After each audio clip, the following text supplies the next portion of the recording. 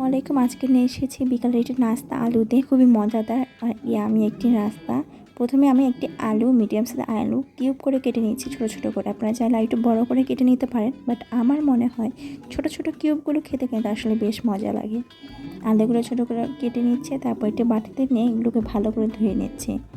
ধুয়ে নেওয়ার পর আমি একটি পাতিলে পানি গরম করতে দিয়েছি, তার মধ্যে দিয়েছি অল্প একটু লবণ দিয়ে তারপর সেই আলুগুলো দিয়ে দিয়েছি। 2 থেকে 3 মিনিট আলুটি সেদ্ধ করার পর আমি এগুলোর পানি ছাড়িয়ে একটি বাটিতে নিয়ে নেব। আবার বাটিতে নিয়ে নেওয়ার পর সেখানে আমি দিয়ে দিব প্রথমে কালো গোলমরিচ ফাঁকি সামান্য পরিমাণ, তারপর দিয়ে দিব আটা বা ময়দা, তারপর দিয়ে দিব একটু কর্নফ্লাওয়ার আর দিয়ে দিব ম্যাগি মশলা।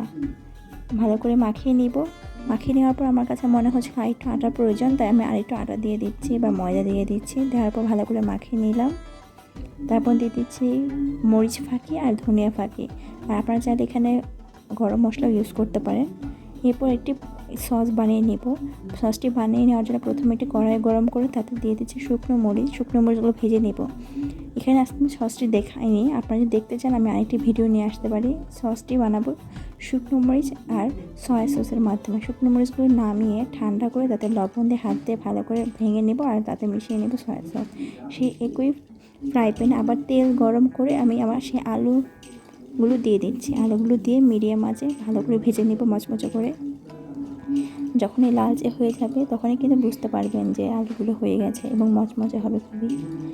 আলুগুলো ভালো করে ভেজে নিচ্ছি।